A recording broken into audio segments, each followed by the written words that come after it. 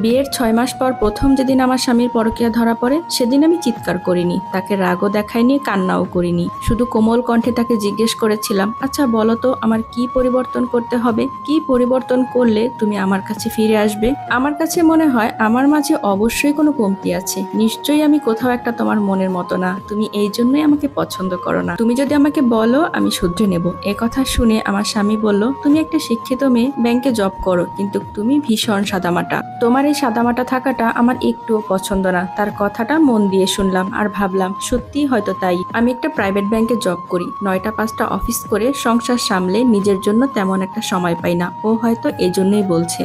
আমার এই ভাবনা থেকে আমি নিজেকে পরিবর্তন করার চেষ্টা করলাম, আধুনিক মেয়েদের মতো চলাফেরা করতে শুরু করলাম। আমার কাছে মনে হতো আমি যথেষ্ট স্মার্ট, তবে যেহেতু আমার স্বামী বলেছে তার মনের মতো হতেই এই পরিবর্তন করার চেষ্টা করলাম আমি। কিন্তু বিশ্বাস করেন, এত কিছু করার পরেও দ্বিতীয়বার অন্য একটা মেয়ের সাথে আমি তাকে হাতে নাতে ধরলাম। কিন্তু সেদিনও আমি নরম কণ্ঠে তাকে বললাম, আচ্ছা তুমি না আমাকে আধুনিকা হতে বলেছিলে, স্মার্ট হতে বলেছিলে, তারপরও আবার কেন তুমি এসব করলে? তুমি যেভাবে বলবে আমি সেভাবেই নিজেকে পরিবর্তন করে নেব, তারপর প্লিজ তুমি এইসব করা বন্ধ করো।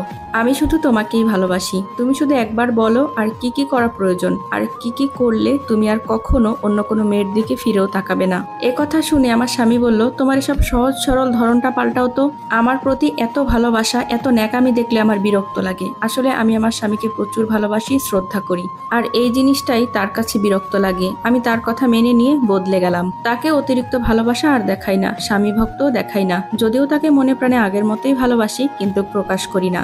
আর এভাবেই চলতে থাকে কয়েক মাস। এবার তৃতীয়বারের মতো আমি অন্য একটা মেয়ের সাথে আমার স্বামীকে আবার হাতে নাতে ধরলাম। এবারও রাগ না দেখিয়ে আমি বললাম, আমি তো নিজেকে বদলে ফেললাম বহু কষ্টে, তুমি কেন এখনো ঠিক হলে না? তুমি যা বলেছো সবই করলাম, তাও কেন এসব করো তুমি? তখন আমার স্বামী রেগে গিয়ে কি বললো জানেন? আমার এই তুমিটাকেই পছন্দ না, তুমি আমার আশেপাশে থাকলে তোমার চেহারা দেখলেই আমার দম বন্ধ লাগে। যার স্বামী এতবার পরকীয়া করে সেই মেয়ে কিভাবে এত শান্ত থাকে? তুমি কি আদৌ আমাকে ভালোবাসো? যদি সত্যি ভালোবাসতে তাহলে অন্য মেয়ের সাথে দেখেও কেন রাগ দেখালে না? তোমার কি রাগ হয় না? আমার এখন তুমিটাকেই পছন্দ না, তোমাকে দেখলেই আমার রাগ হয়। তুমি কি আর 5টা মেয়ের মতো স্বাভাবিক হতে পারো না? আমার স্বামী জোরে জোরে চিৎকার করে কথাগুলো বলছিল। তখন আমি একটু হেসে বললাম, রাগ তো দেখাতেই পারতাম, কিন্তু কেন দেখাইনি জানো? ভালোবাসার মানুষকে কখনো ভয় দেখিয়ে, রাগ দেখিয়ে বেঁধে রাখা যায় না, তাকে আদর দিয়ে, ভালোবাসা দিয়ে আগলে রাখতে হয়। শোনো, আমিও রক্ত মাংসের মানুষ, রাগ, অভিমান, কষ্ট সবই আমারও হয়, কিন্তু আমি চেয়েছিলাম আমার ভালোবাসা দিয়ে তোমাকে ফিরিয়ে আনবো, কিন্তু দিন শেষে দেখলাম যে যাওয়ার সে হাজারো অভিযোগ দিয়ে চলেই যাবে। যাই হোক, তোমার জন্য দোয়া রইল, তুমি ভালো থেকো, আমি চলে যাচ্ছি। স্টোরিটা একটা আপুর জীবনের সাথে ঘটে যাওয়া ঘটনা, আর এইটা থেকে আমরা শিক্ষা নিতে পারি যে কাউকেই মাত্রাতিরিক্ত ভালোবাসা দেখাতে নেই। আর যদি সে একবার বুঝতে পারে আপনি তাকে প্রচন্ড ভালোবাসেন, বিশ্বাস করেন সে আপনাকে বাঁচতে দিবে না।